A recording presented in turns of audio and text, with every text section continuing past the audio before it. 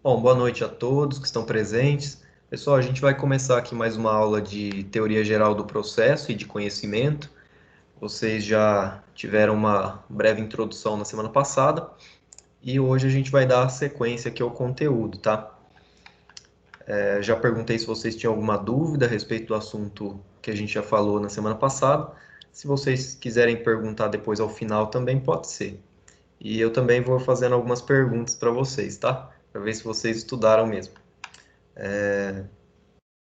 Vamos dar sequência então. Eu vou compartilhar aqui a tela com vocês. Acho que todo mundo está me vendo e ouvindo bem, né? Qualquer problema me avisa também que eu espero um pouquinho para ver se melhora o sinal, alguma coisa.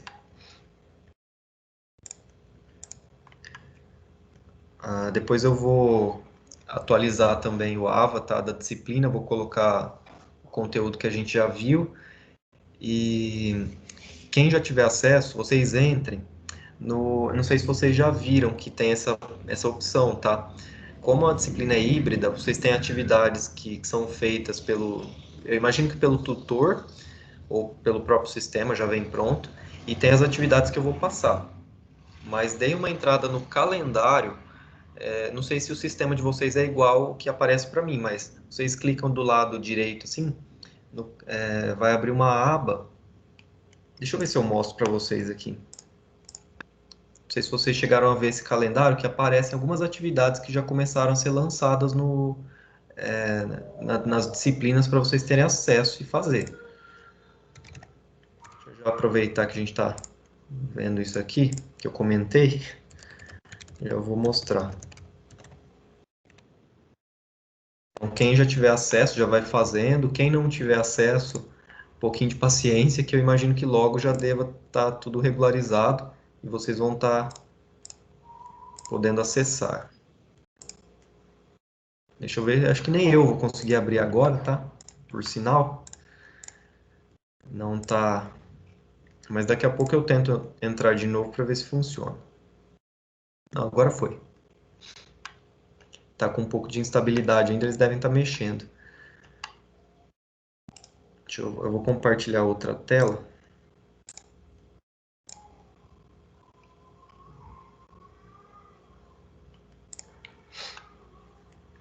Ó, vocês devem estar vendo aqui, pessoal, a minha tela do Ava. Não sei se é igual de vocês quando aparece. Eu imagino que seja bem próximo.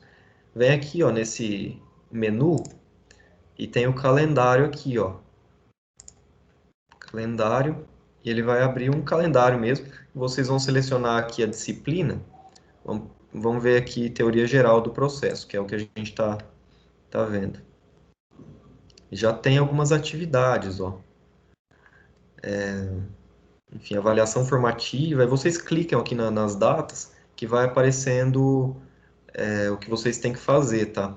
Como a carga horária, tem uma carga horária presencial, que é o que a gente trabalha aqui na aula, e tem a carga horária que é online, que são essas atividades que vocês têm que ir fazendo, tá? Então, procurem abrir semanalmente aqui esse calendário da forma como eu mostrei para vocês e vão clicando aqui na atividade e ver o que tem que fazer, tá? Aí deve encaminhar vocês para o exercício aqui. E qualquer dúvida pode mandar mensagem para o tutor ou então perguntar para mim. Quem quiser falar com o tutor, não sei se vocês também já sabem como faz. Vem aqui nas mensagens, tá? E aí tem a opção de vocês mandarem, selecionar a disciplina e para quem vocês querem mandar. Se é para o professor, se é para o tutor, enfim. Aí vocês selecionam, mandam alguma mensagem que eles respondem. Mas pode perguntar para mim também. Agora, quem não tem acesso ainda, vai aguardando aí, assim que normalizar, eu imagino que deva ter como. Não sei se eles vão conseguir abrir essa pontuação de novo para vocês, como que isso vai funcionar. Mas aí, qualquer coisa, depois vocês mandem um e-mail para a professora Daniela perguntando sobre isso também. É que até para a gente é nova essa forma aqui de disciplina, é uma mudança que foi feita, né? Vocês viram nas apresentações iniciais desse semestre. Então, daqui para frente vai ser assim. Mas a gente vai se ajudando aí que dá certo. Deixa eu voltar aqui para para a matéria, então. Só fazendo esse parênteses aí, para explicar para vocês.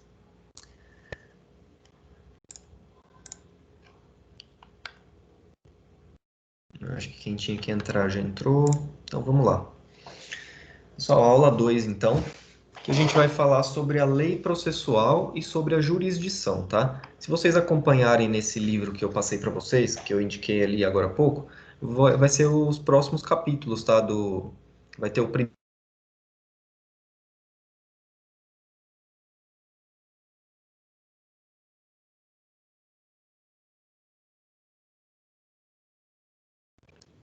Só um minuto, pessoal. O sinal tá um pouco ruim aqui. Não sei se vocês estão me ouvindo bem aí. Para mim apareceu um erro aqui. Vocês estão me ouvindo Agora e voltou. vendo? Voltou? Ah, tá.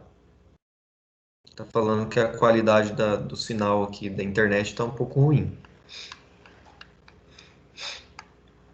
Acho que agora normalizou. Bom, como eu estava dizendo, a gente vai iniciar a aula 2, então, falando sobre lei processual e jurisdição. Pessoal, por que essa discussão sobre lei processual?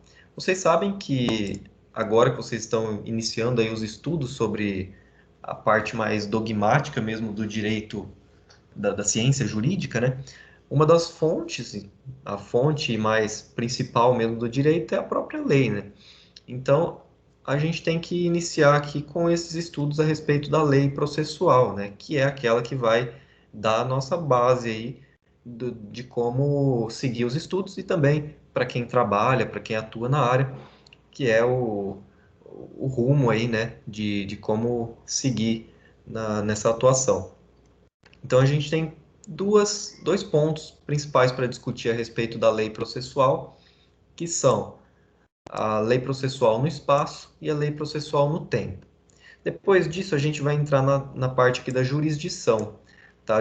Eu já falei semana passada que essa disciplina ela se ocupa de alguns tópicos, né, de alguns institutos, e um deles era a jurisdição, que vai dizer a respeito da competência do Estado em julgar, né, e em atribuir uma solução para determinados conflitos, tá, para determinados litígios. Então a gente vai começar falando da lei processual, depois vai partir para a jurisdição, tratando a respeito de algumas formas de composição de litígios. A gente vai falar também sobre vai adentrar principalmente aqui na tutela jurisdicional estatal, que é a parte que mais nos interessa aqui no assunto, na disciplina, e falar de alguns princípios dessa tutela jurisdicional também, tá? E por fim, ainda dentro da questão da jurisdição, a gente vai trabalhar essas duas diferenças aqui aliás, as diferenças entre os dois tipos de jurisdição que a gente tem, que é a contenciosa e a voluntária, tá? Ou consensual. Mas só para dar um panorama geral aqui do que a gente vai falar hoje. Então, como eu já expliquei para vocês, não é nada de muito denso hoje. Vamos começar mais devagar e até porque vocês estão também iniciando aí os estudos mais aprofundados na área do direito, então vamos com calma também para não atropelar muito as coisas, né? Aí, de qualquer forma, é um assunto ainda importante. Se vocês tiverem dúvida, vão parando e vão perguntando, tá?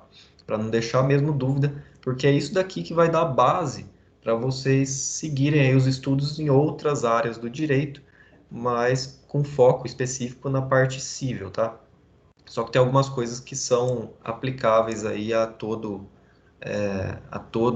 a questão do direito, todos os ramos do direito.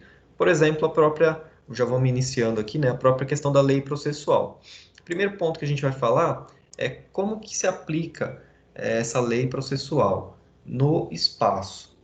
Qual o âmbito de aplicação, qual o âmbito de atuação aqui do poder estatal enquanto direito, enquanto lei, norma, no espaço, né? Em qual território, podemos assim dizer.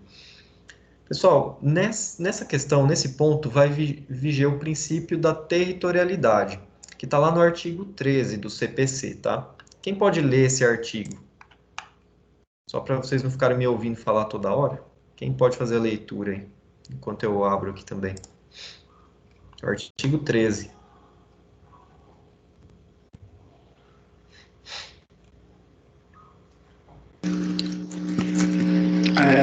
A jurisdição civil será regida pelas normas processuais brasileiras, ressalvado as disposições específicas previstas em tratados, convenções ou acordos internacionais de que o Brasil seja parte. Sim, como o colega leu, vocês puderam ver aqui que a lei processual, ela tem a validade, no caso, e a jurisdição no Brasil, ela é regida pela lei brasileira, tá? Parece meio lógico, mas isso é importante ser ressaltado, porque existe, apesar de ser uma exceção, a possibilidade de ser aplicada uma legislação de outro país ou de um tratado internacional que o Brasil faça parte, tá? Eu desconheço, para ser sincero com vocês, eu desconheço aqui algum caso em que pode haver essa aplicação, tá?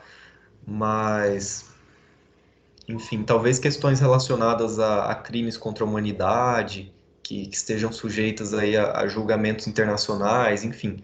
Mas também não vai ser não vai ser nem um julgamento aqui no país. Geralmente são os tribunais internacionais lá na Europa. Mas, enfim, só para vocês terem uma ideia de que no Brasil aplica-se a lei brasileira. Então, tudo que for decidir, tudo que for feito aqui no país, a gente vai ter que levar em consideração esse princípio da territorialidade, que vai dizer que a lei brasileira se aplica no território brasileiro, tá? Então, isso é algo fundamental aí que vocês têm que ter em mente. Segundo ponto é a questão do tempo. O tempo, eu quero dizer o seguinte, né? Isso aqui com foco principalmente em questões de alterações legislativas, como ocorreu no próprio CPC, gera-se alguns problemas em relação a isso, né? Na verdade, a gente tem algumas formas de transição já definidas, que é o que a gente vai falar aqui. Mas a lei processual, gente, ela se aplica em relação ao tempo de forma imediata. Muito embora possa existir aqui um prazo de vacatio legis. Não sei se vocês já viram essa terminologia, vacatio legis, talvez em direito civil, para quem estudou a parte da lei de introdução, deve ter visto aqui essa expressão. Mas, sintetizando para vocês, é um prazo que o legislador atribui entre a publicação da lei e a entrada em vigor, tá? E a efetivação. Então, a gente tem aqui, em regra, a aplicação imediata, ou seja, e isso é importante que vocês tenham em mente esse esclarecimento. Em regra, a lei processual, ela tem aplicação imediata. A lei que envolve direito material, ou seja, que vai discutir o próprio direito da pessoa, se alguém tem ou não um determinado direito, que é o que a gente chama de direito material, acho que eu falei para vocês dessa diferenciação na aula passada. Essas leis, elas geralmente têm um prazo, tá? Que costuma ser esse vacatio legis, até para que a própria sociedade possa ter conhecimento, possa ter essa ampla divulgação da legislação e não seja algo do dia para a noite ali, de surpresa, né? Mas as leis processuais, como elas não envolvem, na maioria das vezes, essas questões de atribuir ou retirar direitos, ela tem essa aplicabilidade imediata, tá? Então, em relação ao tempo, ela é aplicada de forma imediata, em regra, tá? O que acontece, na maioria das vezes, é que existe um vacatio legis, né? Principalmente quando são alterações muito grandes. Salvo engano, o CPC de 2015 mesmo, ele teve, ele teve um vacatio legis. Eu não vou lembrar exatamente quanto aqui, que a diferença ali da publicação e a entrada em vigor, depois eu posso até consultar, mas essas alterações maiores, como no exemplo do processo civil, mudou um código inteiro, mudou o prazo para recurso, mudou prazo para tanta coisa, e os próprios procedimentos também no processo civil foram alterados. Então, não foi uma alteração pontual, que foi uma alteração específica. que poderia muito bem entrar em vigor imediatamente. Foi um código todo, né? Então, isso é razoável que o legislador dê um prazo para as pessoas e também para os órgãos da justiça se, como que eu vou dizer, para eles se atualizarem, né, dessa nova lei e também para eles se ir acostumando já e se precavendo aí dos prováveis percalços dessas mudanças, né? Então, vocês imaginem, vocês vão pegar nessa época, eu no meio da faculdade que enfrentei essa mudança aí, né? A gente tive, para vocês terem uma ideia, eu tive que estudar os dois códigos, tá? Estudei no mesmo ano. Estudei o código de 73, que era o antigo, e o código de 2015 ao mesmo tempo, porque ainda, na verdade, como que era? Eu estava no segundo ano e não tinha certeza ainda da, não tinha sido publicado ainda, só que estava assim em vias de aprovação. Então os professores optaram por trabalhar tanto o CPC antigo quanto o CPC novo, tá? É claro que com a maior ênfase já no CPC novo. Então a gente estudou duas vezes, né, na verdade. Mas vocês imaginam quem estava trabalhando com isso na prática, de ter que alterar basicamente tudo o que fazia, né? Principalmente nos fóruns, né, os advogados e tudo mais que mexem com isso diretamente. Mas é por isso que, quando essas mudanças são muito grandes, acaba existindo um prazo de adaptação, né? Mas lembre aqui que leis processuais, em regra, têm aplicação imediata. Só fiz essa ressalva para vocês saberem dos casos mais concretos. Além de tudo, ela é irretroativa, ou seja, não vai afetar os atos que foram praticados no passado. Vocês vão ver aqui que eu coloquei de observação para vocês alguns tipos de atos processuais, tá? O que são atos processuais? São práticas ao decorrer do processo, tá? Que são efetivadas ou pelo juiz ou pelas partes, enfim, por alguma pessoa, alguma parte no processo. Então a gente tem basicamente três tipos aqui que a doutrina classifica: os atos que já foram praticados, os atos de realização prolongada, que é aqueles que perduram no tempo, vou explicar já, e os atos futuros, que vão ser praticados ainda. Então, num processo, a gente tem um trâmite regular, que cada procedimento tem o seu trâmite específico, tá? Do que vai acontecer nesse processo. Vocês vão estudar comigo uma parte e com outros professores vão dar sequência também. Então, existem atos que podem ter sido praticados. Por exemplo, vocês entram com um processo, dão entrada com processo, tem o prazo para citação e defesa do réu, que no procedimento comum é 15 dias, para a pessoa apresentar contestação, tá? Então, a pessoa apresentou essa contestação, é um ato processual praticado. Acabou, não tem mais o que esperar daquela contestação, já passou. Então, isso é praticado. Então, tudo que é praticado, a lei processual é a da época da prática do ato. Então, não tem por que você rever tudo que foi feito. Você imagina nessa mudança do CPC que teve, você ter que fazer com todos os processos que estavam em andamento, eles iniciarem do zero. Isso não existe, tá? Só porque mudou a lei processual. O que acontece é que, vamos pensar assim, é um processo misto. Ele começa numa lei e ele vai terminar em outra. Então, o que aconteceu até a publicação, a vigência, né, a entrada em vigor da lei nova, já foi praticado, tá? A gente tem esses atos de realização prolongada que pode confundir um pouco. O que significa isso? Não temos muitos desse tipo, tá? O autor até que eu citei para vocês, ele vai dar o exemplo da audiência. A audiência, a gente tem ideia daquela audiência que começa e acaba no mesmo dia, né? Só que na verdade existem casos de que o juiz precisa ouvir uma testemunha, talvez por carta precatória, ou a audiência não dá tempo de terminar naquele dia, por conta da complexidade do assunto, tem que finalizar uma outra hora. Por mais que pareça um ato separado do outro, na verdade é um ato só. tá?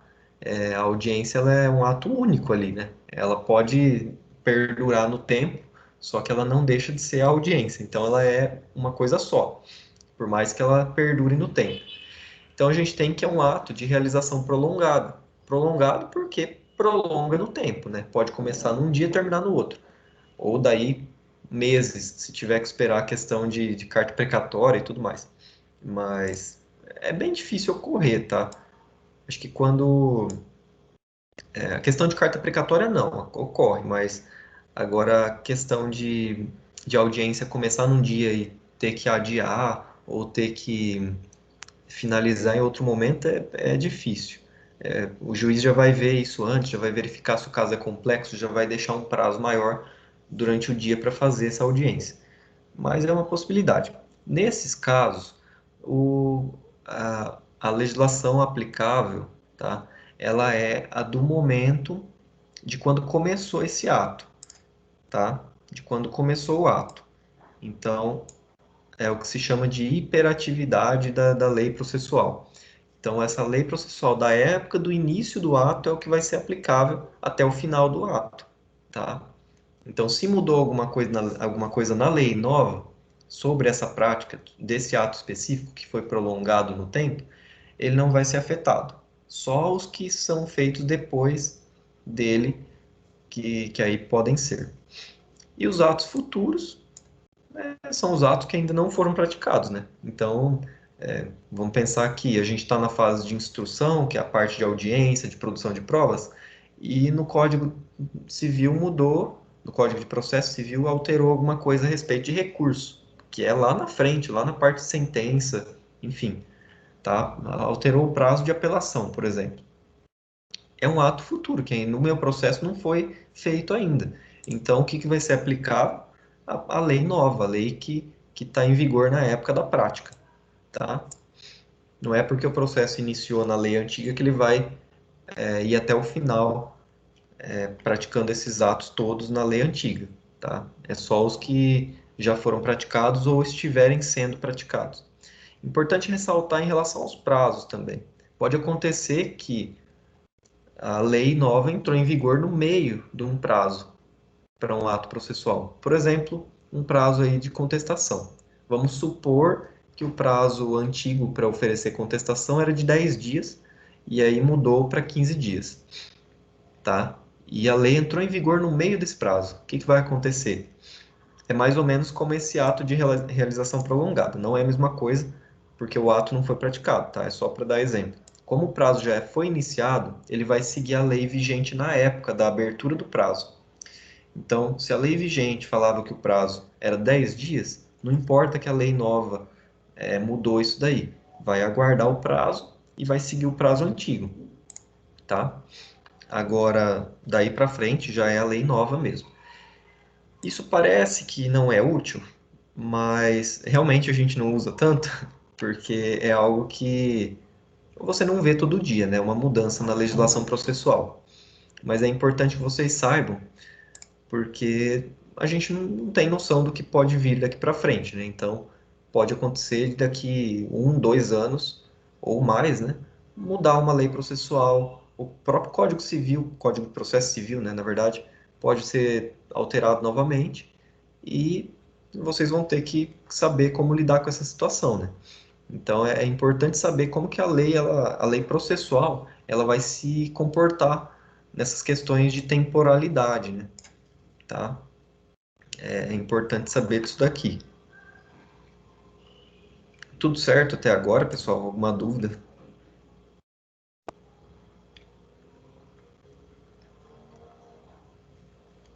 A gente continua. Vamos entrar então na parte da jurisdição. Já falei para vocês na semana passada. A jurisdição ela nada mais é do que esse poder, dever do Estado de dizer o direito, né? De falar o que é certo, o que é errado, como deve ser feito e tudo mais. De aplicar o direito ao caso concreto, né? Quando provocado. Então, a jurisdição, ela vai, no estudo da jurisdição, a gente vai ver as formas como isso ocorre, tá? A gente vai ver como que isso pode ocorrer. primeiro tópico aqui é sobre as formas de composição dos litígios. O que é composição, né? A gente pode entender essa palavra de composição como resolução, solução dos conflitos, enfim. A gente pode entender dessa forma. A primeira delas é a chamada autotutela. Isso daqui, pessoal, cuidado também, tá? Apesar de parecer que não existe mais a possibilidade da gente fazer o nosso direito valer com as próprias mãos, existem alguns casos, tá? São exceções, mas é uma forma considerada primitiva aí de exercício da jurisdição, do direito, mas ainda é válida, tá? Em alguns pontos e alguns casos pode ser aplicado aí com os devidos cuidados, tá? Então, por mais que seja considerada uma prática retrógrada, aplicada em sociedades primitivas, que não tinham ainda direito escrito e tudo mais, ainda a gente vê resquícios dessa prática, né, na solução de conflitos, já que a gente tem que considerar que o Estado não está presente em todos os momentos e em todos os lugares. Vocês podem ter como exemplo mais palpável aí, que acho que todo mundo, a maioria deve conhecer, não é o nosso foco, mas é um exemplo, é a legítima defesa, tá? No processo, no penal, tá? Legítima defesa é um caso de autotutela. Você fazendo valer ali o seu direito com as suas próprias forças, suas próprias mãos, já que você não tem tempo de chegar e ir lá no Poder Judiciário para pedir uma proteção do seu direito. Então, aqui no processo civil, no direito civil, a gente tem dois casos aqui que, pelo que eu vi, acho que devem ser basicamente os únicos, tá? De autotutela na parte civil, que é o chamado desforço imediato e o penhor legal, tá? O que é o desforço imediato? Vamos imaginar o seguinte exemplo aqui. Você possui um terreno, por exemplo, um terreno com uma construção nesse imóvel e você não está ocupando aquilo naquele momento. Só que você tem a posse, tem a propriedade daquele imóvel, daquele bem. Em determinado dia, você percebe que alguém invade esse local que é seu, estava lá trancado, tudo mais. Alguém invade, né, o seu estabelecimento. Ou inclusive até sua própria residência, tá? Alguém invade, é mais difícil, né? Mas alguém invade ali sua casa. Você, se não, vamos imaginar a situação de que não tem a possibilidade de você buscar um auxílio do judiciário para fazer essa defesa do seu direito, né? É claro que tem que ser observadas as devidas cautelas para você não acabar saindo mal ainda, né? Se você usar de excesso aqui da força ou de algum outro meio, você pode ainda acabar tendo alguma sanção sobre você, né? Mas vamos supor que você ali no momento da perda da sua posse, ali que alguém invadiu, você percebeu, para evitar aquilo, você pega e troca o cadeado do portão. Espera a pessoa sair, pega, troca o cadeado do portão para impedir que essa pessoa retorne ali no imóvel. Isso é uma espécie, que a gente pode considerar como desforço imediato, tá? Eu vou ler aqui o artigo para vocês verem, está no Código Civil. Então, um exercício aqui do seu direito, como caso de exceção, né? Mas que pode ser feito. Só um exemplo também, pode ser outros casos, tá? 210. Ó, ele vai falar o seguinte, 1210. O possuidor tem direito a ser mantido na posse em caso de turbação, e restituído no desbulho, e segurado de violência iminente se tiver justo receio de ser molestado. Deixa eu ver do parágrafo aqui. Aqui, ó, no parágrafo 1º. O possuidor turbado ou esbulhado poderá manter-se ou restituir-se por sua própria força, contanto que o faça logo. Os atos de defesa ou de desforço, né, que é o que a gente falou, não podem ir além do indispensável à manutenção ou restituição da posse, tá? Então, no caso aqui, se é por exemplo, o que eu falei para vocês, né? Você ali, no momento que alguém invade ali, você já pega ou vai lá, enfim, dá algum jeito de retirar a pessoa do local. É claro que, como o próprio código já fala, né? Ressalvado aqui os casos de que você tem que observar para não exceder também os limites, né? Você não vai chegar e matar a pessoa também, né? Aí já é demais. Mas você pode sim exercer com as suas próprias forças alguma forma aí de assegurar ou de retomar a sua propriedade, a sua posse, tá? É o que se chama de desforço imediato. E tem que ser no momento. Não pode esperar 2 dias, 3 dias para passar e fazer isso, tá? Então tem que ser no momento, já no ato que estão tentando ou que você acaba de perder a posse. Se esperar mais que isso, já não é mais considerado legítimo e você realmente tem que procurar o judiciário para buscar alguma solução. Mas, enfim, isso é assunto para também outra matéria, só estou dando exemplo aqui. Vocês vão estudar, se já não estudaram isso, vão estudar mais com calma. E o chamado penhor legal. Esse é interessante também, nem lembrava mais dele. 1467.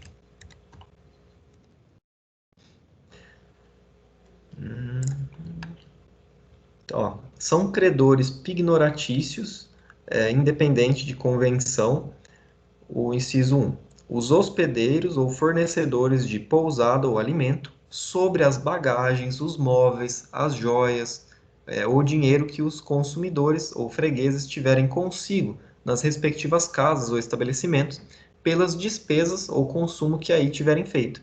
Então, vamos supor que você, dono de uma pousada, um hotel, tenha vendido, enfim, tanto a questão da hospedagem, tenha feito ali a alocação do local, do lugar, e também tenha vendido alimentação, várias coisas ali para o consumo da pessoa. E você está vendo que aquele ser lá, aquele sujeito vai embora e não vai te pagar. Você tem o pleno direito de exercer esse chamado penhor legal. Você pode chegar, trancar o quarto da pessoa ou então recolher ali algum bem, alguma, como ele diz aqui, né, ó, bagagens, móveis, joias, dinheiro que os consumidores tiverem no local, como forma de assegurar que você vai receber, que você vai ser pago, né, daquilo. Outra hipótese, no inciso 2, o dono do prédio rústico ou urbano sobre os bens móveis que o rendeiro ou inquilino tiver guarnecendo o mesmo prédio pelos aluguéis ou rendas. A mesma coisa de um imóvel alugado.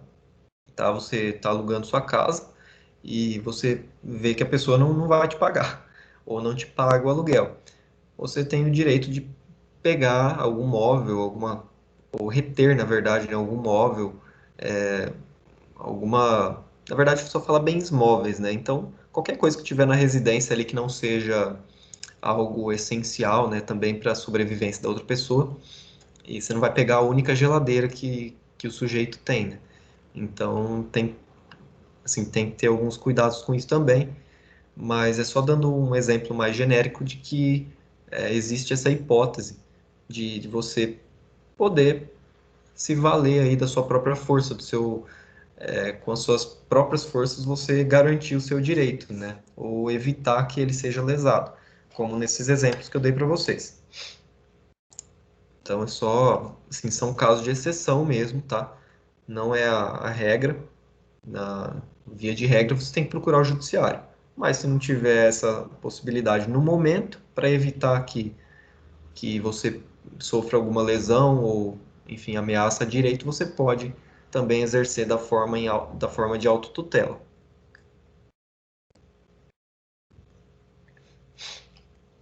Pessoal, a segunda forma de composição de litígios que a doutrina traz é a denominada autocomposição. Tá, o que é autocomposição? Nesse caso, a gente pode considerar, assim, resumidamente, como um acordo entre as partes, tá? A gente vai ver que existem 3 tipos aqui, tá? A gente vai trabalhar, mas resumidamente é as partes entrando em um consenso, um acordo. É a autocomposição, tá? A diferença de autotutela e autocomposição, basicamente, é que a autocomposição, ela não tem a sujeição forçada de um dos litigantes. Como vocês viram nos exemplos que eu dei, alguém vai estar discordando do que você está fazendo, tá? Então vamos imaginar nesse exemplo do hotel aí, que você está vendo que o cara vai se evadir sem fazer o pagamento, você vai e retém alguma coisa dele. Nesse caso, a pessoa obviamente não vai concordar com você, né? Que você reteve uma bagagem, algum tipo de coisa. Então, a autotutela, ela é forçada mesmo, tá? Ela não tem essa concordância das duas partes. A autocomposição, já de outro norte, ela tem a concordância, ou pelo menos a ausência dessa sujeição forçada. O que que é a sujeição forçada? É imposição de alguma coisa, tá? Então, ela pelo menos ela tem essa ausência dessa imposição sobre uma das pessoas, tá?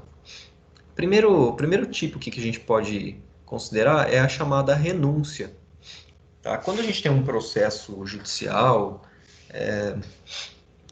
ou mesmo antes de ter um processo judicial, pode haver a chamada renúncia, tá? Que é nada mais nada menos do que quando uma das partes ela vai abrir mão por vontade própria da sua pretensão, né, do que ela estava pedindo.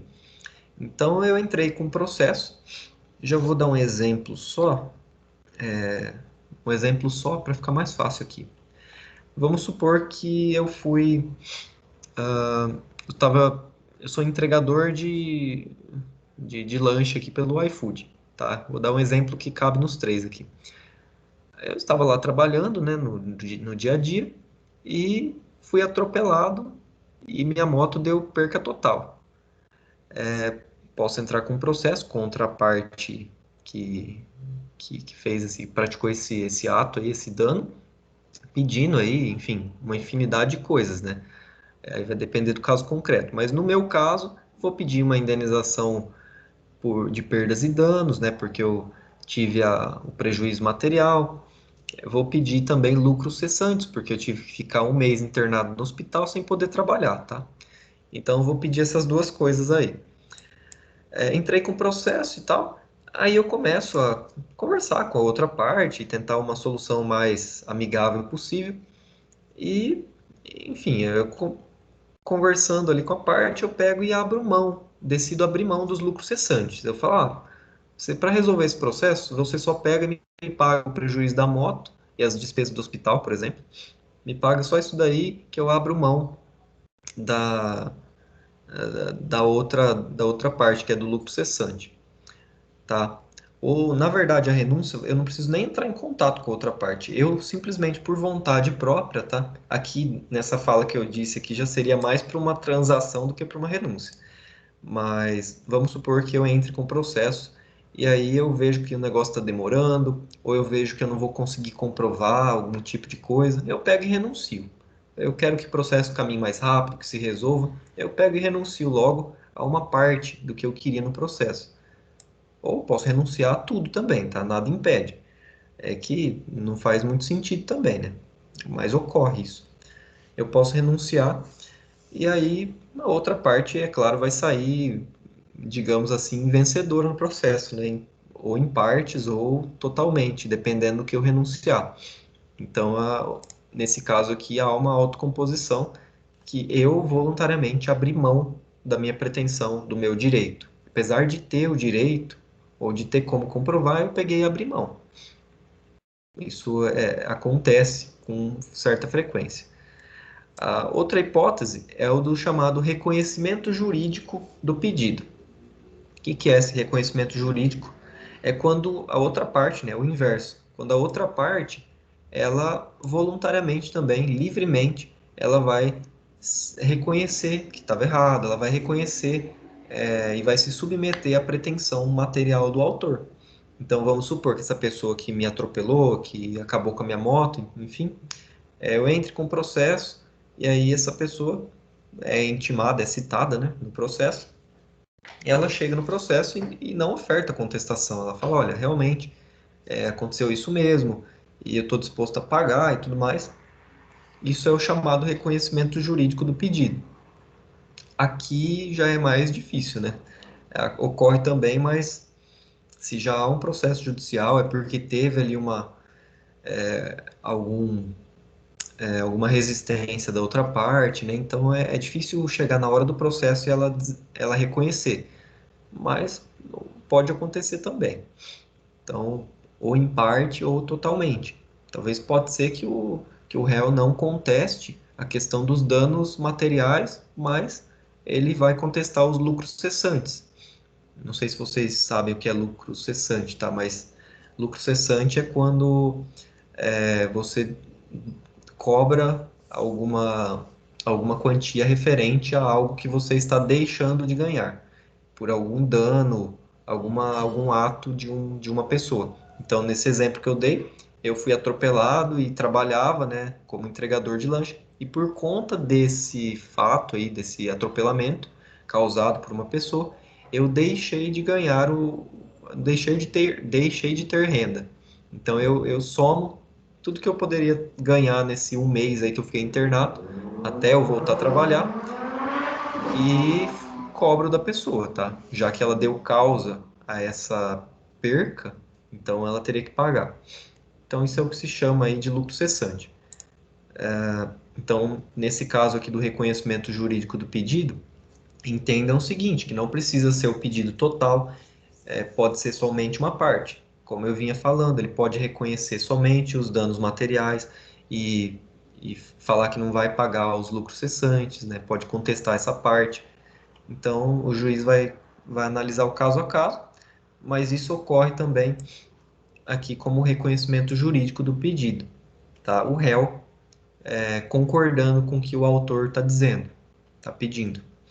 Por fim, a gente tem o que se chama de transação, tá? Transação, ela é quando ambas as partes chegam a um denominador comum, a um acordo mútuo aí, né? As pessoas, elas vão, cada uma vai abrir mão de alguma, vai ceder em algum ponto, tá? E vão entrar num consenso para dar fim aqui ao processo.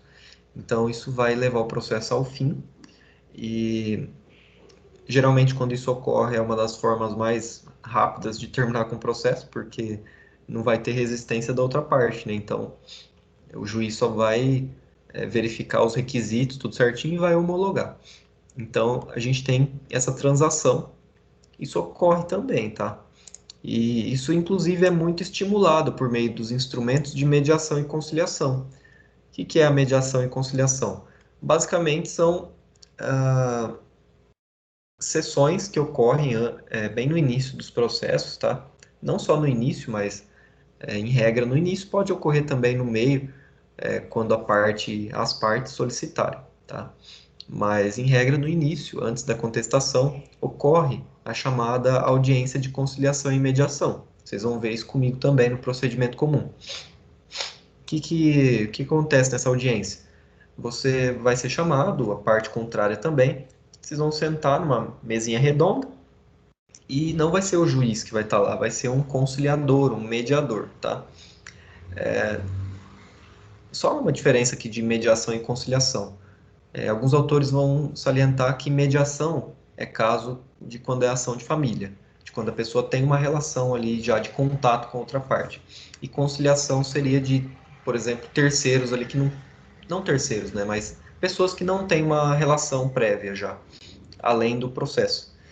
Mas, enfim, a gente trata para fins de início agora que a gente vai tratar como até sinônimo, depois a gente vai ver isso melhor mais para frente.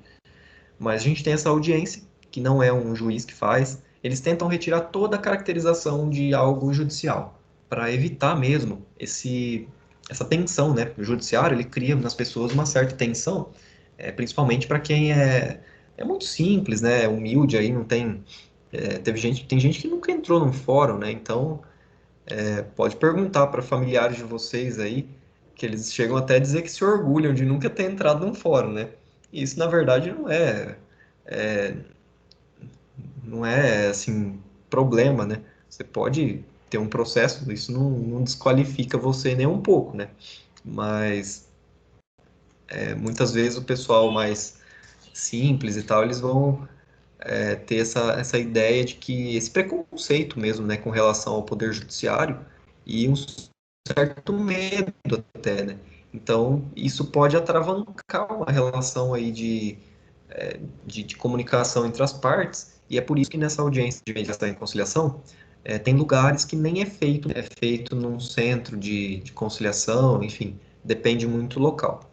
Mas eles tentam retirar toda essa carga de judicialização mesmo, para tentar fazer com que as partes elas entrem num acordo, né, amigável, e aí elas têm a oportunidade de conversar, o mediador tem umas técnicas específicas, né, de tentar promover um acordo ali, uma transação, né, que a gente está falando aqui, e quando ocorre, tá, geralmente ambas as partes aí vão ceder em algum ponto, se for o caso de transação, e isso vai para o juiz, vai ser reduzido a termo primeiro, né? As partes vão assinar e tudo mais, os advogados, e vai ser mandado para o juiz homologar, tá? Então não vai ser uma sentença que decide o mérito, quem está certo, quem está errado, só vai homologar.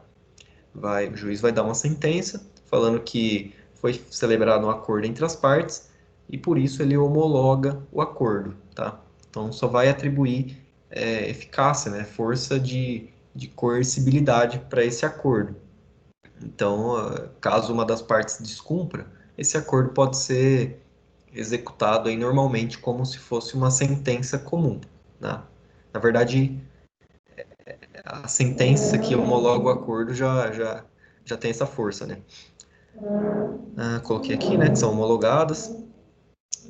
Pessoal, até aqui tudo bem? Querem perguntar alguma coisa?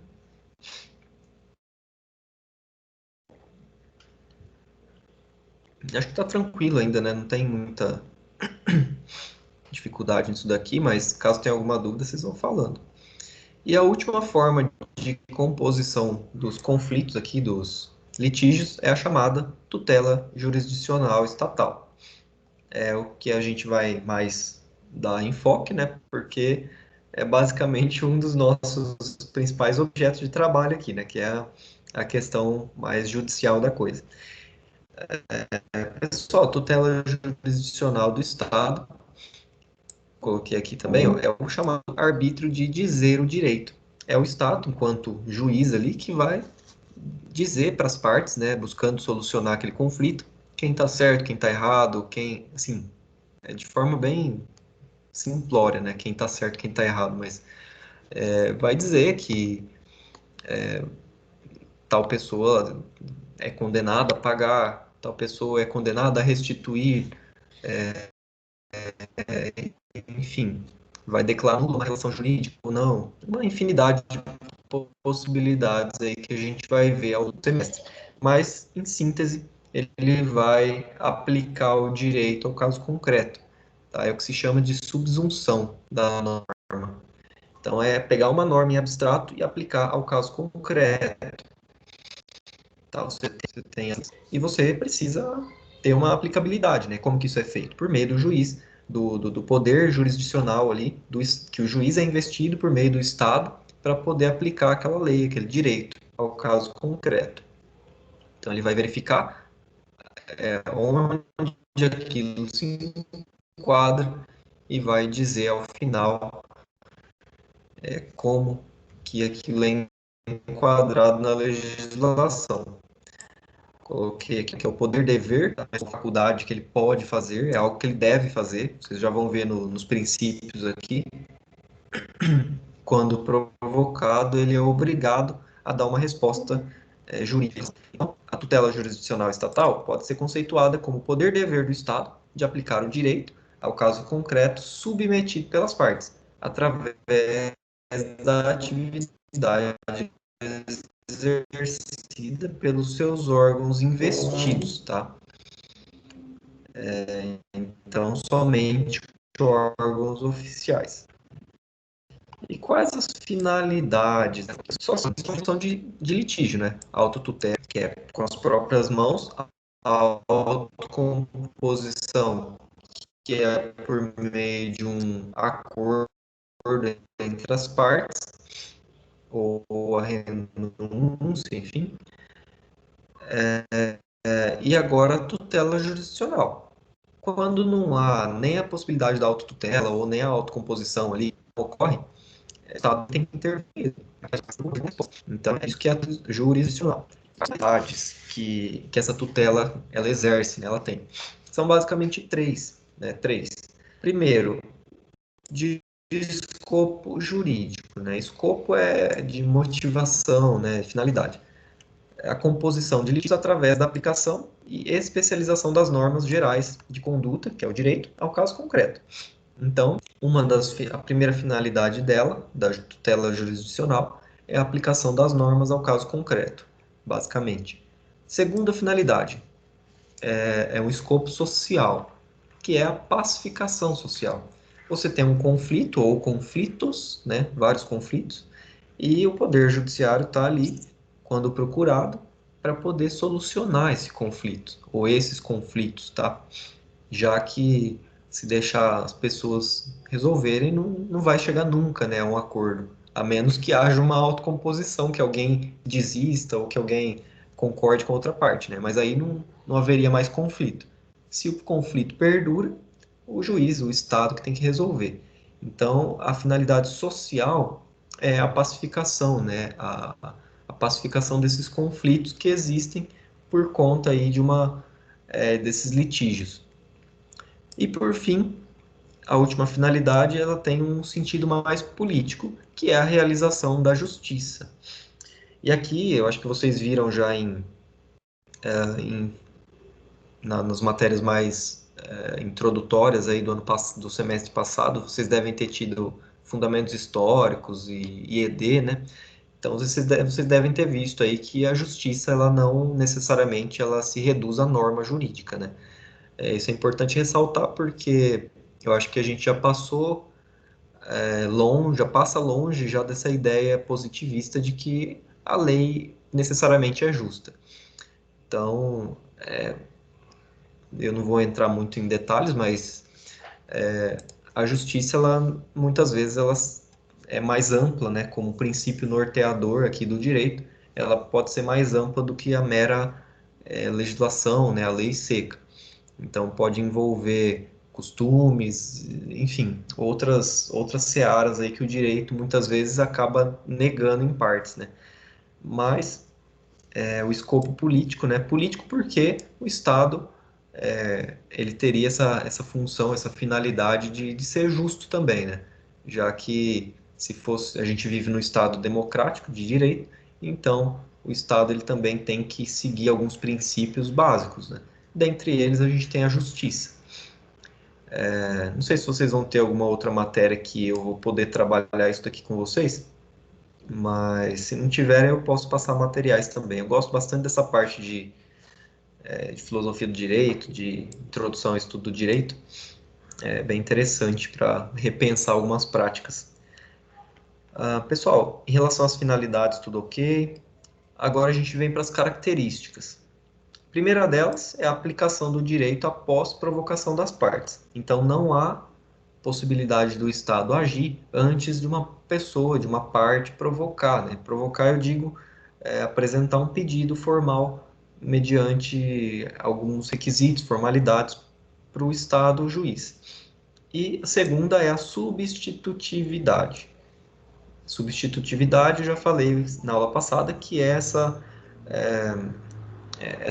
atuação do Estado no lugar das partes. Então, em vez de a gente ter a questão da autotutela, que é a parte, a pessoa resolvendo com as próprias mãos, o Estado, ele assumiu essa posição de poder para poder resolver os conflitos, tá? De acordo com as finalidades que a gente falou. Então, ele substitui as partes nessa decisão. Ele que vai tomar essa decisão aí de forma mais imparcial possível, para poder atender essa finalidade também. E a gente segue agora, já logo caminhando para o final, nos princípios, tá? Os princípios da jurisdição. Mais princípios, né? A gente já viu vários na aula passada, que daqui a pouco eu vou perguntar para vocês. E E agora a gente tem mais princípios, tá? Essa parte de introdução ela é bem mais nesse sentido mesmo. Logo a gente vai ver mais a matéria bruta mesmo. O primeiro deles, pessoal, é a inevitabilidade. O que quer dizer que a jurisdição é inevitável? É que o cumprimento, a partir do momento que o juiz ele decide algo, ele profere uma decisão, uma sentença, a partir do momento que aquilo não tem mais nenhum recurso, nem nada, o cumprimento ele é obrigatório, ele não pode ser evitado pelas pessoas, sob pena de sofrer algum outro tipo de sanção.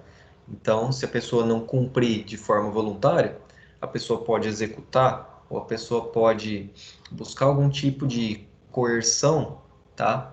E, assim, na parte civil, a gente não tem, acho que com exceção da questão da prisão civil por conta de alimentos, que é restritiva de liberdade, a gente não tem mais essas questões que vão, digamos assim, restringir a liberdade da pessoa. Tem alguns tipos de mais relacionado à família, mas em regra, assim, na parte mais geral, você vai acabar atingindo o patrimônio da pessoa, tá? Que é quando dói no bolso, que geralmente as pessoas acabam cumprindo e fazendo aquilo que foi determinado. Mas de forma geral, o que vocês têm que lembrar é que as decisões são sempre inevitáveis, tá? De alguma forma vai ter algum tipo de coerção para poder fazer ela ser cumprida. O segundo princípio é da indeclinabilidade. São nomes um pouco mais difíceis, mas vocês vão se acostumando. Indeclinável, né? O que é indeclinável? Que nenhuma lesão a direito ela deixará de ser apreciada. É o que eu venho falando para vocês. Acho que desde a aula passada, quando alguém sofre algum tipo de lesão a direito ou inclusive ameaça a lesão, tá? O judiciário, se provocado, ele não pode se negar a apreciar. O juiz não pode olhar para o processo e falar, eu não vou pegar esse processo, salvo os casos de impedimento, suspeição, só que aí vai ser designado um outro juiz, tá? Então, de forma categórica que a gente pode falar que nenhuma lesão a direito pode deixar de ser apreciada pelo poder judiciário aqui estatal. Então, tudo que for levado tem que ser analisado. Terceiro, é o da investidura. Isso daqui é importante também. Muita gente quer concurso público para magistratura e tudo mais. Somente pessoas investidas pelo poder estatal podem exercer a jurisdição. Não posso eu chegar e pegar um processo e decidir por minha conta. Eu tenho que ter investido pelo Estado. Investido é ter um poder outorgado, né? Ter um certo poder que foi dado pelo Estado para fazer aquilo. Então, os juízes, em regra geral, aí, são os que têm essa investidura para proferir essas decisões. Aí tem, né, as instituições superiores, desembargadores, enfim, ministros e tudo mais, né? Mas vocês vão ver mais para frente também. Mas, em regra, todos têm que ter essa investidura, que pode ser por meio de concurso público, também pode ser por meio de nomeação pelo Poder Executivo, no caso de alguns ministros. Aí vão ter diversos procedimentos para que ocorra essa investidura. Mas alguma forma que tem que ter essa atribuição estatal para que você possa julgar algo. Seguindo, a gente tem a indelegabilidade. A jurisdição ela é indelegável. O juiz não pode transferir a sua competência ali para outra pessoa, para outra, mesmo para outro juiz, né? Se ele for competente para aquele caso, se ele for sorteado ali, a menos que ele seja suspeito ou impedido, que vocês vão ver os casos, ele não pode delegar para outra pessoa, tá? Então é ele que foi o agente investido pelo poder estatal e é ele que tem que decidir. Isso aqui é bem. A gente pode pensar aí em algumas problemáticas, vocês que logo devem começar a fazer estágio, se é que alguém já não faz, mas nos fóruns aí da vida, existe aquela velha prática de que o assistente faz tudo, né? Então, sei que não posso generalizar também, né? Mas muitos juízes aí, eles basicamente delegam a sua função para os seus assessores, para os estagiários, e alguns sequer nem leem as minutas que essas pessoas fazem, né? Eu falo isso porque eu trabalhei assim, fiz estágio, né, em fórum, e não era o caso do juiz onde eu fazia estágio, mas porque realmente ele conferia tudo e ele também fazia as coisas, né? Agora, eu sei de muitos outros casos de colegas que trabalharam também em repartições como fóruns que o juiz simplesmente delegava a sua função para outro, né? Então, ele só aguardava o processo cair na fila dele para ele poder assinar, né?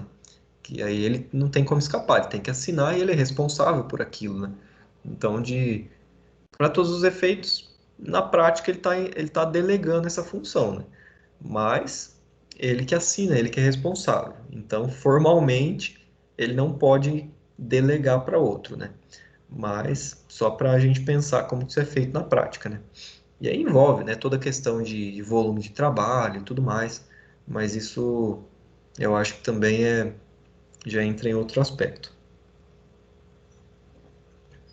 Mas só para a gente pensar sobre isso também. A gente tem também a inércia.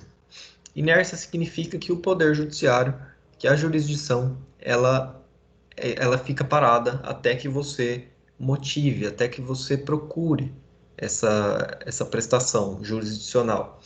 Então, ela não pode ser exercida de ofício, salvo poucas exceções aqui, que a gente também vai estudar mais para frente. Casos de herança jacente, enfim, pouquíssimos casos. Mas ela não pode ser exercida de ofício pelo juiz. Então, o juiz não pode ver um caso de lesão a direito na rua, o que ele pode fazer é denunciar, mas ele não pode chegar e tentar decidir dar uma sentença naquele caso lá, né? Porque não foi provocado o judiciário. Mas essa inércia, ela tem algum ponto interessante que é a inércia, ela não quer dizer que o juiz está lá parado esperando a providência divina também no decorrer do processo inteiro, né? Isso quer dizer que ele só precisa ser provocado no início, só que depois disso ele pode sim agir de ofício e ele deve levar o processo e encaminhar o processo até o final. Isso, inclusive, é o que muitos juízes acabam pecando aí, né? Eu sei disso porque o juiz onde eu fazia estágio também na época da graduação, ele era muito diligente quanto a essas coisas. Não deixava o advogado ficar enrolando processo. Então, ele caminhava com tudo certinho. Para vocês terem uma ideia, a gente tinha, eram duas varas, né, no fórum de onde eu fiz estágio. A gente tinha uma média aí de uns 800 processos a menos do que a outra vara, né? E a quantidade que entra é a mesma, né? Sorteio igual. Mas tudo porque ele era muito diligente. Se a pessoa estava com o processo paralisado ou estava enrolando, eu já intimava para manifestar, para dar andamento, tá? Não deu andamento? Extingue, tá? Então, essa inércia não quer dizer que o juiz tem que ficar parado o processo inteiro. É só que ele precisa da motivação inicial para depois dar andamento.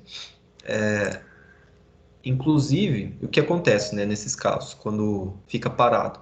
Se o processo está parado, sem dar andamento, o juiz ele vai intimar a parte para promover o andamento sob pena de extinção, salvo nos casos de interesse público ou que envolvam menores, né, que aí o juiz pode dar sequência e aí, enfim, o Ministério Público vai estar atuando, né, e aí pode encaminhar até o final para ter uma decisão de mérito, dependendo do caso.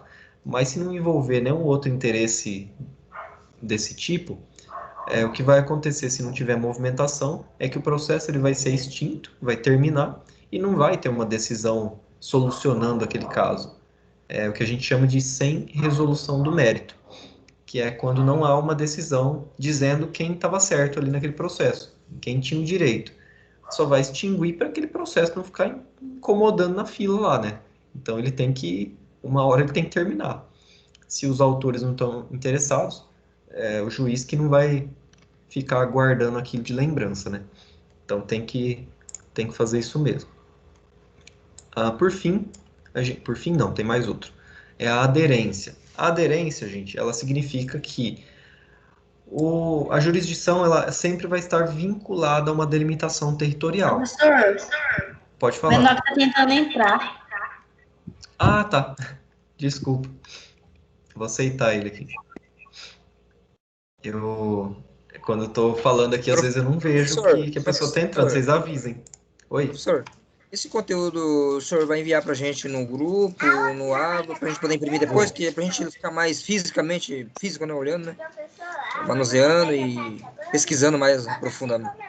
Sim, eu vou mandar pelo grupo ainda, porque tem gente que está sem acesso.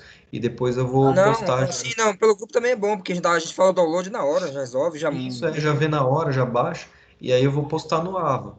Eu vou postar no Ava, só não vou postar no grupo a gravação da aula, porque agora eu estou fazendo o teste, né? Hoje é a primeira aula pelo modelo novo aqui, que vai ser gravado e vai salvar automaticamente no sistema. Aí eu não sei se vocês têm como, ou eu consigo depois. Vamos ver amanhã isso. Se eu consigo copiar o link do vídeo e mandar pelo O grupo. sistema vai ser igual da vez passada, a gente abriu o vídeo e aí corrige como a gente foi visto, né? Como? O sistema vai ser igual anteriormente, a gente vai abrir o vídeo, vai assistir ele no AVA e o próprio sistema vai corrigir como a gente visto, né? Para dar a pontuação, né, de porcentagem, né? Então, aí eu não sei também, porque eu imagino que sim, que vai dar para a gente verificar se vocês viram o vídeo e tudo mais. Porque eu sei que agora é integrado o aplicativo aqui do Microsoft Teams, é integrado com o Ava. Então eu só sei que eu não vou precisar baixar essa aula, jogar no YouTube e depois copiar o link no Ava. Mas vamos ver como que vai sair isso no sistema agora. Aí até amanhã eu acho que já vai aparecer essa aula no Ava, e aí eu vou dar uma olhada. Mas em relação aos materiais, eu vou mandar no grupo por enquanto o esquema aqui, e também vou postar no Ava, porque eu já estou com acesso tudo certinho também. Então eu vou postar lá para vocês. Quem tiver acesso, pega, baixa por lá, tá? E aí eu vou mandar lá certinho. E pré-aula, pós-aula, não se preocupem por enquanto ainda, que eu não vou passar atividade, só daqui uma ou duas aulas, que eu acho que já vai estar tudo normalizado, aí eu passo a atividade. Mas só olhem naquele calendário que eu mostrei no início. Quem não estava aqui, depois que tiver a gravação, vocês olhem no início do vídeo que eu mostrei como ver isso. Lá no AVA tem o calendário e vocês vão olhar que cada disciplina já tem atividades para fazer, que é atividade online que não sou eu que passo, acho que são os tutores, para contar as horas online de vocês. Então vão fazendo. Então dando continuidade, pessoal. Eu falei da aderência, né? Estava falando que a jurisdição ela tem essa vinculação prévia a uma delimitação territorial. Isso significa que, por exemplo, o juiz daqui de Dourados, eu estou falando juiz, mas o correto é jurisdição, né? A gente comentar aqui, mas é para ficar palpável, para vocês entenderem o que é. Mas vamos imaginar que aqui em Dourados só tivesse uma vara única, tá? Fosse uma cidade menor. Então, a jurisdição de Dourados, ela se adstringe ao município de Dourados e talvez a outros municípios. Vou dar o exemplo da minha cidade, Natal. Minha cidade natal, ela tem acho que uns 3 mil habitantes só, então não tem fórum, não tem nada. Se tem algum problema, alguma coisa, tem que procurar o fórum da cidade que é responsável, que é a cidade vizinha, que é um pouco maior. Então, a jurisdição não necessariamente quer dizer que é somente de um município. Pode ser mais de um município, inclusive, como o caso lá da minha cidade. A jurisdição de Itajobi, que chama a cidade responsável, ela abrange Itajobi e abrange Marapuama, que é a minha cidade. Então, a gente tem que essa jurisdição, ela tem essa aderência àquele território. Se a partir do momento minha cidade crescer muito e abrir um fórum e dividir essa jurisdição ali, dividir entre aspas, né, vocês já vão entender por quê, mas se tiver essa divisão territorial, ela vai ter uma nova aderência ali, vai ter algo específico só para o meu município, algo específico só para o município vizinho. Então, cada coisa no seu lugar, né? Aqui em Dourados, a gente tem várias competências de várias varas, né? É uma diversidade de varas especializadas.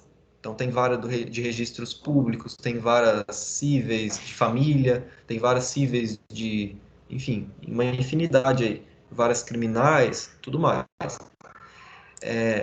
Cada vara ele tem a sua competência específica e o seu território, né? Então, tudo que acontecer em Dourados, e eventualmente algum município vizinho que não tiver fórum, mas acho que aqui todos têm, sabe?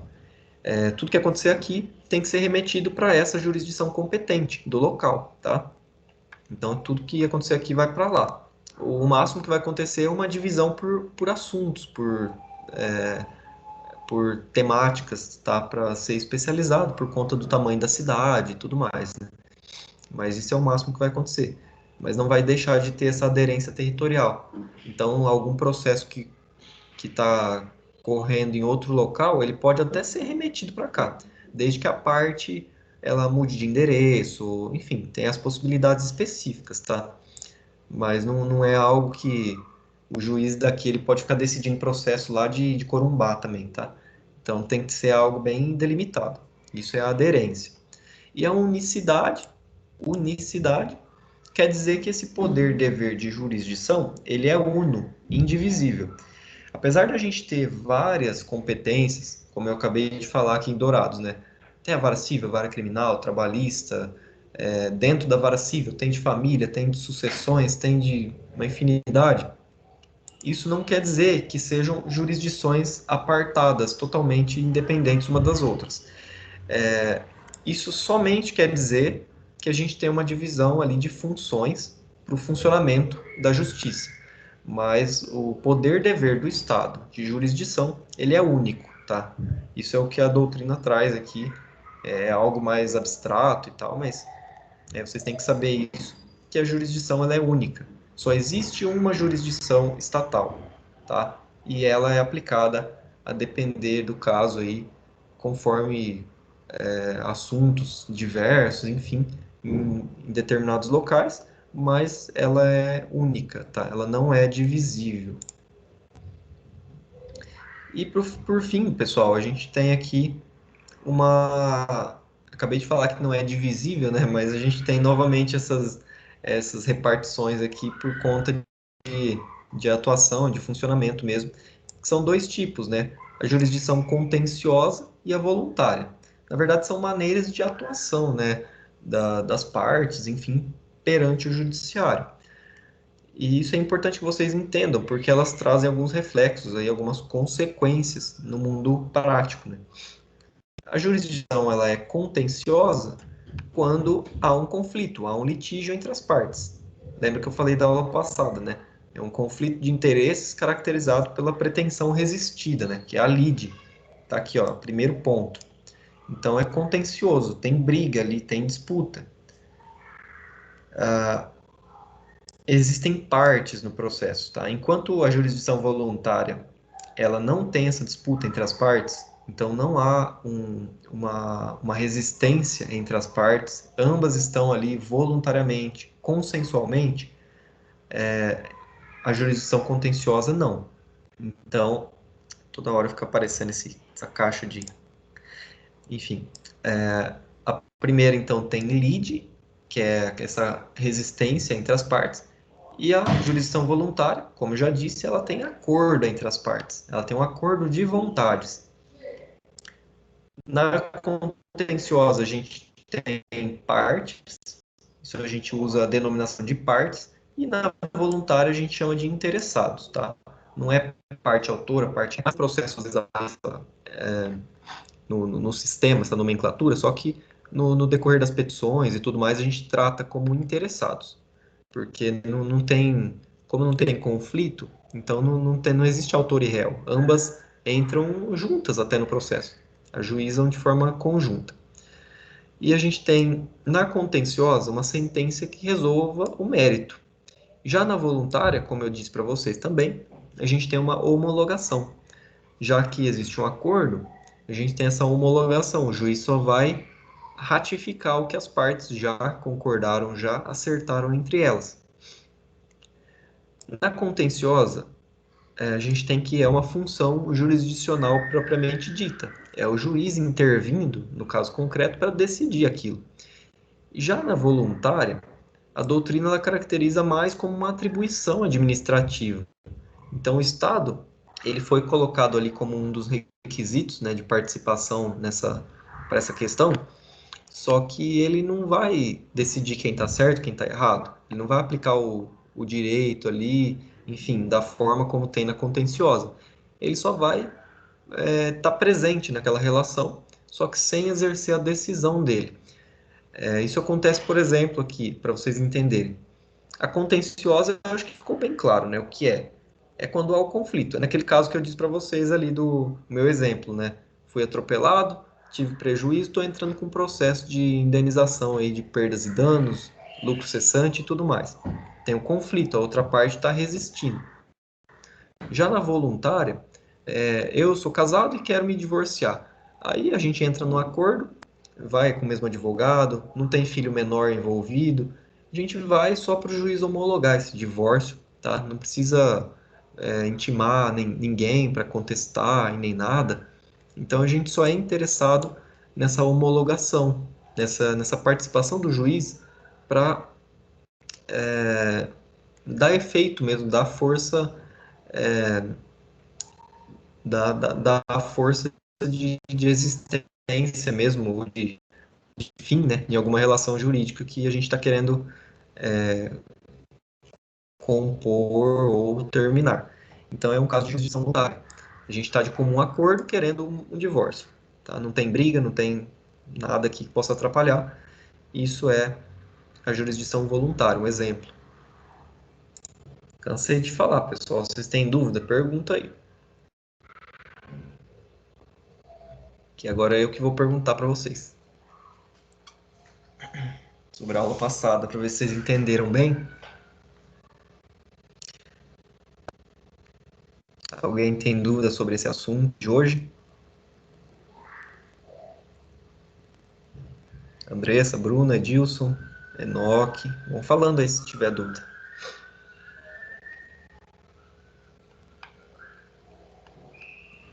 Não. Deixa eu tirar aqui da tela. Tudo certo? Bom. Então, esse era o assunto de hoje. Como eu disse, não tinha nada de muito complexo, é alguns conceitos mesmo, tá? Introdutórios para entender de forma mais ampla a matéria.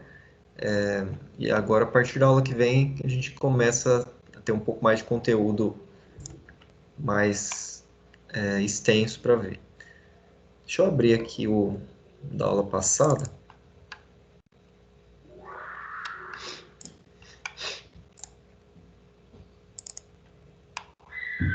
Só, na aula passada a gente estava falando de algumas noções gerais da disciplina e princípios e garantias do processo civil. Vou fazer algumas perguntas para vocês, tá? Não vai valer ponto nem nada, tá? Só para verificar se vocês estão sabendo mesmo.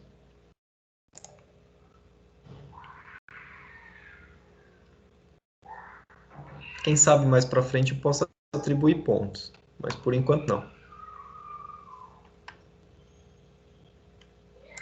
Como que eu vou escolher aqui? Todo mundo está podendo falar? Quem não puder falar, não sei, manda um aviso no WhatsApp lá. Mas eu acho que todo mundo deve estar podendo, né? Vou começar pela Yara. Tá podendo falar, Yara? Não vale sair da sala agora. Eu vou começar a atribuir pontos, vocês vão ver. Ah, quem mais aqui? Ah, tá entrando agora.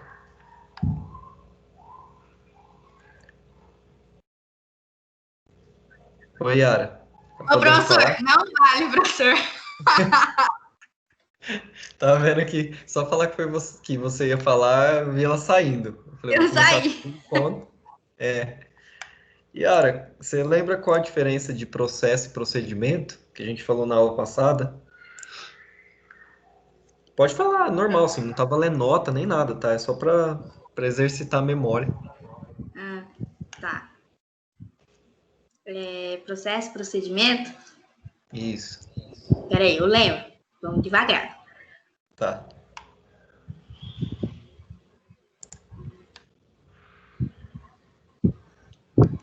Acho que eu não lembro, não. E que é o processo? Processo. Processo? Processo que a gente entra para buscar um direito, alguma coisa.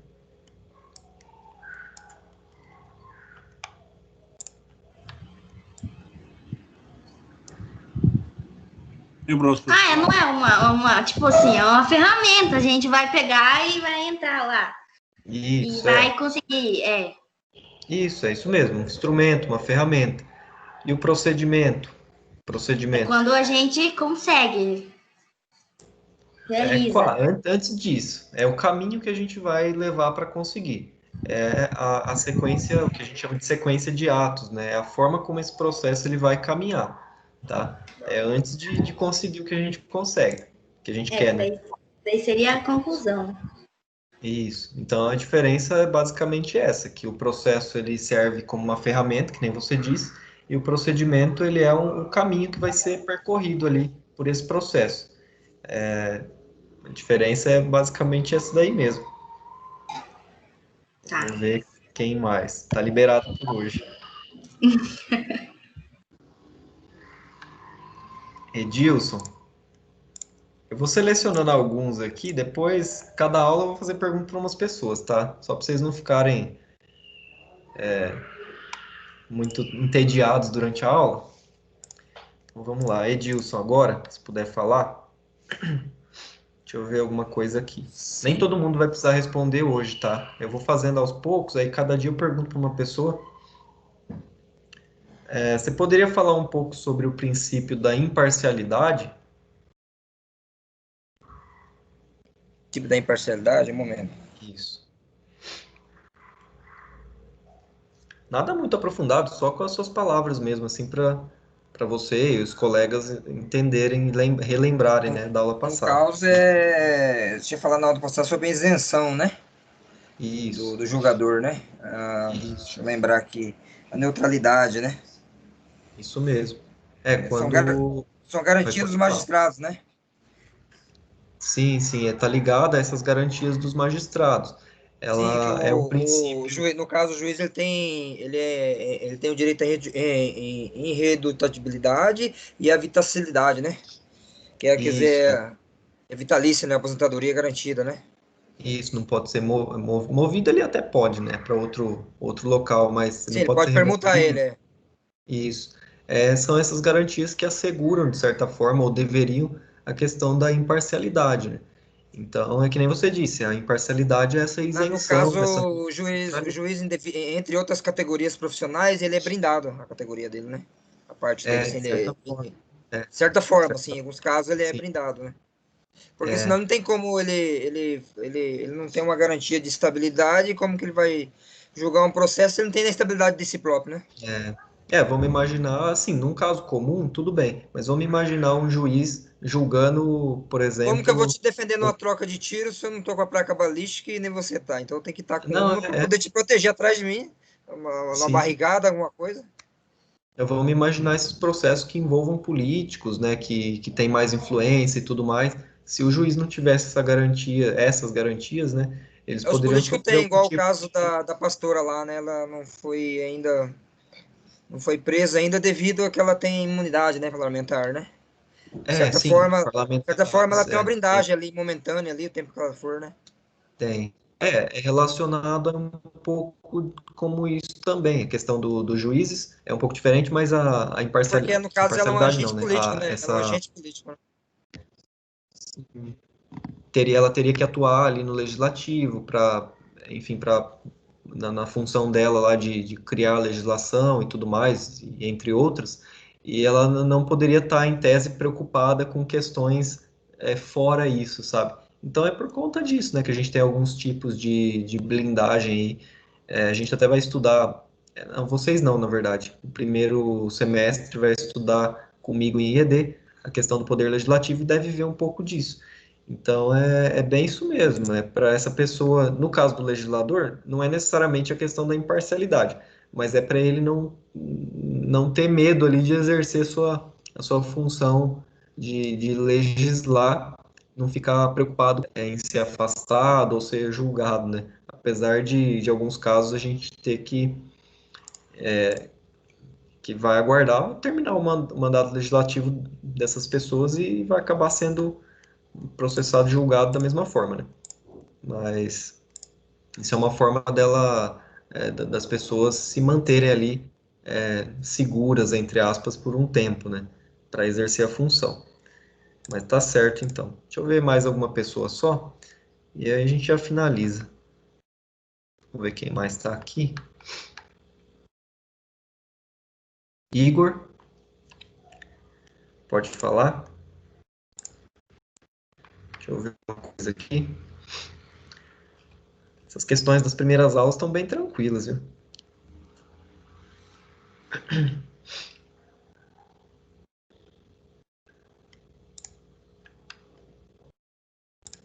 Vou achar aqui alguma outra coisa.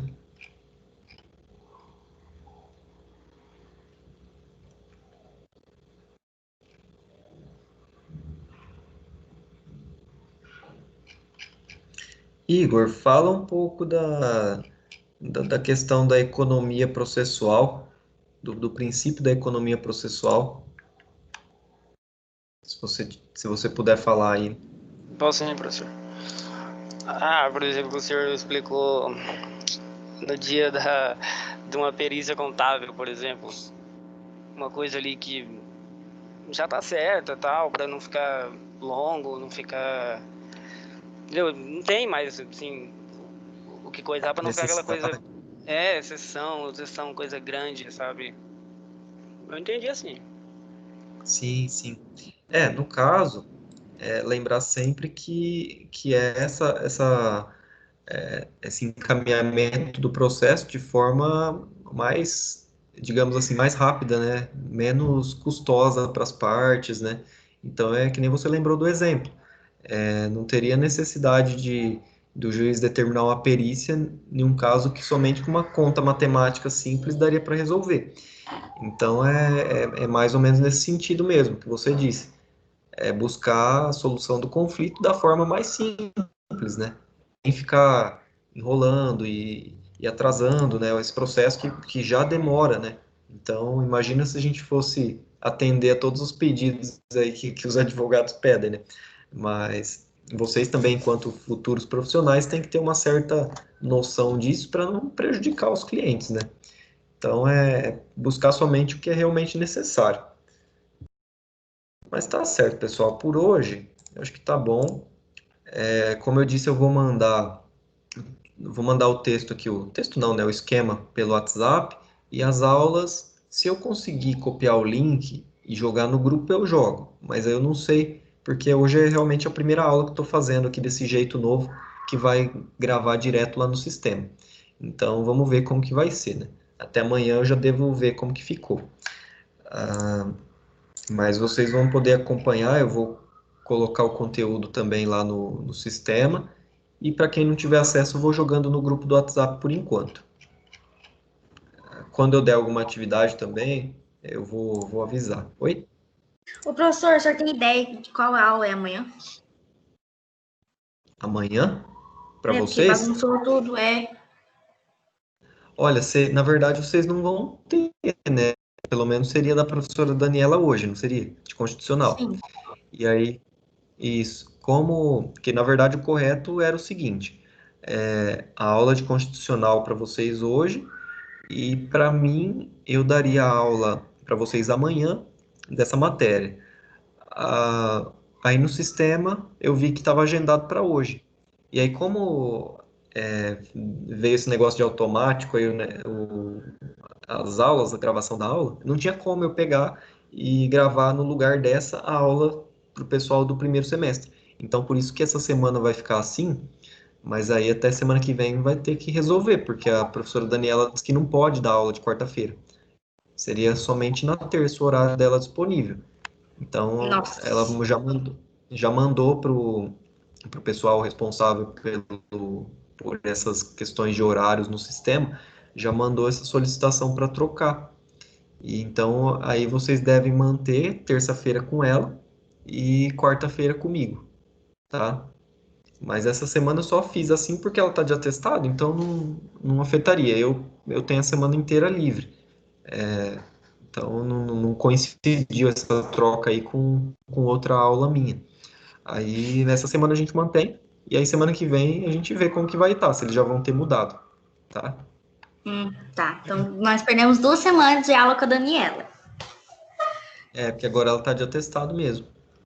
E semana passada vocês também não tiveram, que foi o dia que vocês tiveram a apresentação lá, né, da recepção, né? É. Foi semana passada? Foi, né? Na semana passada ela fez uma live, professor. Ah, tá, foi a live. É verdade. A média. A live foi na quinta. Nós perdemos a aula do Bruno. Isso. É, mas aí, beleza, eu vou ver como que vai ficar essa questão do horário e eu vou avisando vocês. Mas até semana que vem, pelo menos, vai, de alguma forma ou de outra, ela deve dar aula na terça para vocês, porque se ela não pode na quarta, né? Então vai ter que ser na terça. Mas aí a gente vai avisando, tá? Tá. Pessoal, alguém tem mais alguma questão, alguma dúvida que quer Eu perguntar tenho uma agora? dúvida aqui. Vamos Pode jantar, falar. vamos jantar que o senhor quer de sobremesa hoje? Tem que jantar mesmo. Tem que jantar e fazer janta ainda, né? Quem mora com família, alguma coisa, já deve ter janta pronta já, né? Agora eu tenho que fazer ainda. A Tá sorte de pronto, eu hoje. só tô esperando terminar a aula aqui, ó. Então, ou quem não janta Tchau, durante a professor. aula, Boa né? Que noite. vocês estão com a webcam desligada, não tô nem vendo se estão jantando, se estão fazendo o quê. Mas tá bom, gente. Boa noite pra vocês, tá? Professor, Eu tô com os Oi, olhos Tchau. assim no fala. água.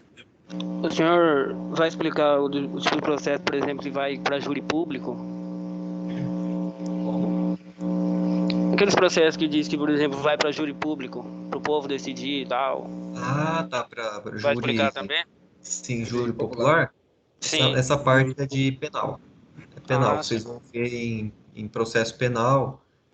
Não sei que ano que vocês vão ter isso. Eu acho que só no quarto, lá pro quinto, sexto semestre, eu acho. Porque, ó, nem o. Eu só dei aula da parte geral de penal, foi teoria das penas, e eu acho que eles não têm processo penal ainda. Já tá no quarto semestre, então eu imagino que do quinto em diante só, que vai começar a ver essa parte de processo penal, tá? Ah, sim, entendi. Obrigado. Então tá bom, por nada. Pessoal, boa noite então para vocês aí, tá? Até semana que vem. Tchau, Boa tchau. noite, a dispor. Tchau, professor. Até mais. Tchau.